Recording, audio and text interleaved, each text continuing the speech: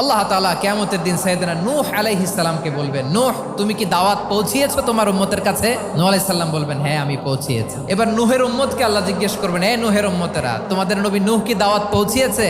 নূহের উম্মত বলবে, না আল্লাহ, কোনো দাওয়াতও আমরা পাই নাই, আপনারাও চিনি নাই, জান্নাতও চিনি নাই, জাহান্নামও চিনি নাই। নূহ আলাইহিস সালাম বিপদে পড়ে যাবেন। তখন আল্লাহ বলবেন, নূহ তোমার পক্ষে কোনো সাক্ষী আছে? নূহ আলাইহিস সালাম বলবেন, আছে। কে?